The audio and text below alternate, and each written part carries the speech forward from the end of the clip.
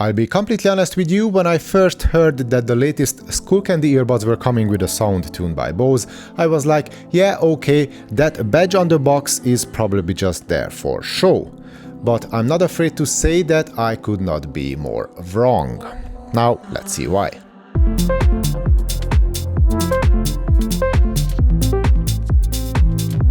Hi, my name is Andy and you're watching Andy's Tech Tone. Thanks for tuning in. Quick disclaimer, I got the earbuds from the manufacturer for testing, but I'm not getting paid, nor did I give preview privileges to anyone, so all you get is my honest and unfiltered opinion. On to the earbuds themselves. Sound by Bose or not, what I did not expect at all was for the Method 360 ANC to look exactly like the Bose QC Ultra. The general design of the two buds is practically the same, including their shape, their size, their oval ear tips and those ear fins that help with the fit. We get 3 sets of each, so there is plenty room to play around with the fit of the buds. I got lucky as the buds fit my ears perfectly out of the box, so I didn't have to tinker with the different combinations, but your mileage might vary. The comfort is top of the class, thanks to mainly the oval-shaped tips, which do not cause any fatigue or irritation inside my ear canals, not even in the long run. And probably their relatively low weight also contributes to that comfort. The Skullcandy buds come in at 5.6 grams each, which makes them much lighter than the Bose QC Ultra, which weigh in at 7.1 grams. And that, in my opinion, makes the Skullcandy buds more suitable for exercise. I used the Method 360 ANC buds for running and also in the gym, not a problem whatsoever. I only wish their IP rating was a bit higher, as the IPX4 certificate feels like the bare minimum these days, even at lower price points. That said, it still gives us some protection against sweat and splashes, so most use cases should be covered. The earbuds come in a large slider case with a carabiner to clip it on your bag, your jeans or your jacket. This over-the-top design is something you might expect from Skullcandy, but I would personally prefer something with a lower profile, something like the one we get from Bose. But whether you like this case or not, one thing is for sure, it's not meant to go inside any of your pockets as it's simply too large for that. But overall, it's well built, the thick rubber band with the ring on it feels sturdy, and the slide in and out mechanism is smooth. My biggest gripe is with how the earbuds sit on the opposing sides, because even after a couple of days of use, I still find it confusing as to which way each earbud goes in. Maybe it's just me, but there is definitely a learning curve. The case does not support wireless charging, but we got a USB Type-C port at the bottom and a quick charging feature which can yield an extra 2 hours of use after charging the buds for only 10 minutes. And the chunky case comes with a large enough battery as well, with a total playtime of up to 40 hours. Now that's with the ANC turned off, but we still get 32 hours with the ANC enabled. The earbuds themselves can last up to 11 or 9 hours respectively, which is a huge improvement over the 6 hours of playtime you can squeeze out from the more expensive Bose QC Ultra with its ANC on. And speaking of noise cancelling, this is one of the areas where the Bose earbuds can easily outperform the Method 360 ANC. It shouldn't come as a surprise, because the QC Ultra is still one of the absolute best noise cancelling earbuds out there, regardless of price. However, the Skullcandy buds can deliver a decent ANC for their price tag, which, depending on where and when you watch this video, can be somewhere between $99 and $129 euros or pounds. And that puts them in the same room with the likes of the Earphone Air Pro 4, the Soundcore Liberty 4 Pro or the Nothing Ear A. And overall, the noise cancelling performance of the Method 360 ANC is very similar to that of those buds. We also get a slider in the app where we can change the strength of the noise cancelling, which is something that most of its competitors have on offer too.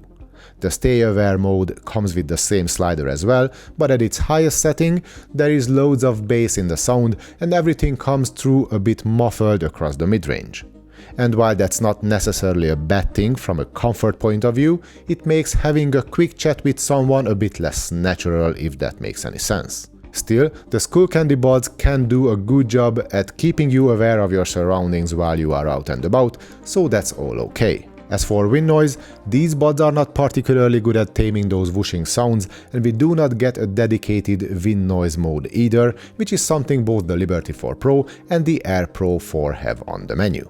And unlike the competition, Skullcandy didn't bother with giving us any high-res audio codecs either. What we get is a Bluetooth 5.3 compliant chip on board with support for ANC and SBC, Google Fast Pair single baud mode, a low latency game mode, and platform agnostic multipoint. When the earbuds are connected to two devices at the same time, we will get automatic switching for incoming phone calls, but we will have to manually pause one device before switching over to the other for media playback.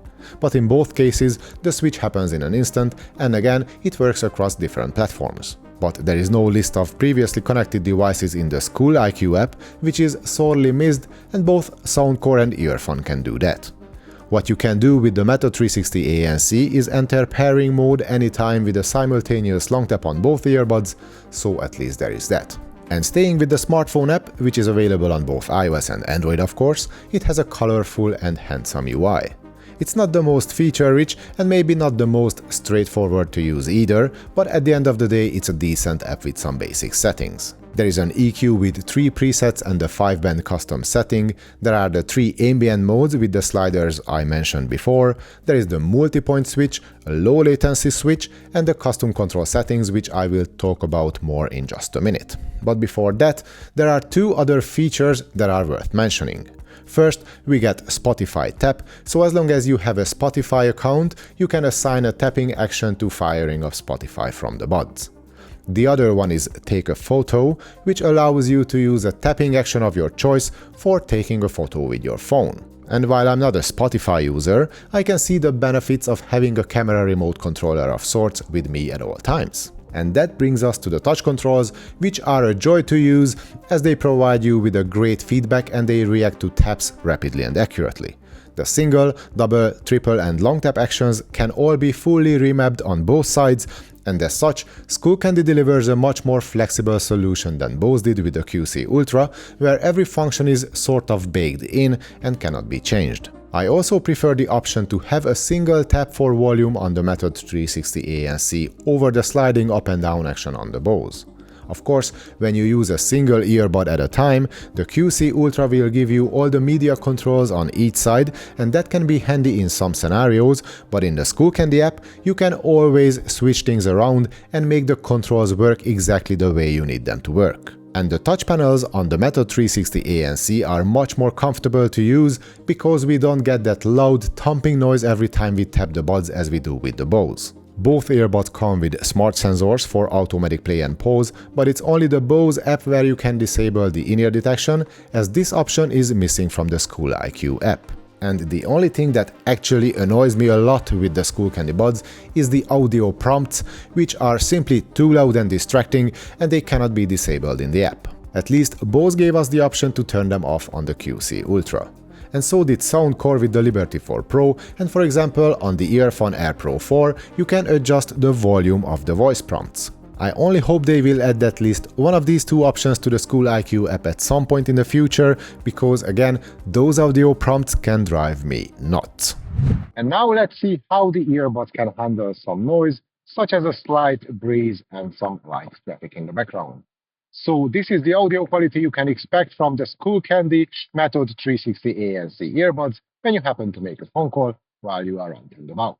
And once again, for a quick comparison, here is another audio sample from the mics on the Bose QC Ultra. Conditions are the same as before, with a slight breeze and some traffic in the background. Now onto the main attraction of the Method 360 ANC, let's talk about their sound, which was apparently tuned by Bose. And these $100 buds indeed sound very similar to the $300 QC Ultra. We get the same entertaining, joyful and detailed character, with a bit more emphasis on the deepest bass notes in the Skullcandy buds.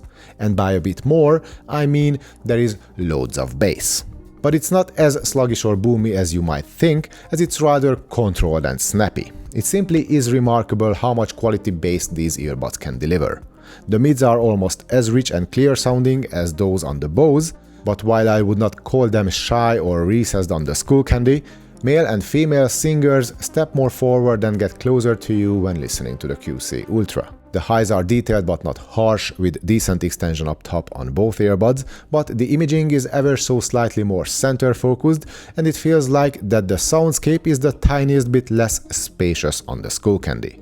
In terms of volume, the cheaper buds can crank out a bit more at 100%, which paired with the extra bass makes their sound extremely powerful. Overall, again, the two sound signatures are easily comparable, but the Bose is a little bit more refined or sophisticated, while the Method 360 ANC is a bit more punchy and dynamic, definitely catering towards a younger audience. What we don't get from Skullcandy is any sort of spatial audio with head tracking or immersive audio as they call it at Bose. And while the immersive mode on the QC Ultra is one of the best on the market and I tested it favorably back when reviewing the Bose buds, I don't miss it here at all. Especially if the omission of such nice-to-have features brings the price down from $300 to around $100. And in the case of the Skullcandy Method 360 ANC, this is exactly what happened. They took the premium Bose QC Ultra and its overall design, tweaked it a little, put it in a larger-than-life case, turned up the bass, got rid of some features and added some others. And as a result, we got a set of very comfortable earbuds which can deliver all the basics just right, with some extras such as the camera remote control function or the brain-thumping bass, both of which will be popular amongst the target audience. Sure, the ANC is not quite as powerful as that of the Bose, but it's pretty much on par with the rest of its direct competitors. And so are the controls, the battery life and for the most part the smartphone app too. So we can say that the new Skullcandy buds are not only up there with the best in their own price bracket, but in many ways they easily measure up to their rather upscale counterpart, the Bose QC Ultra as well. And that, in my book, makes the Skullcandy Method 360 ANC a highly recommended offering. And this is it for the day. If you liked the video, then please give it a thumbs up and subscribe to the channel. Feel free to comment away should you have anything to ask or share. Thanks for watching everyone, hope to see you all in the next one.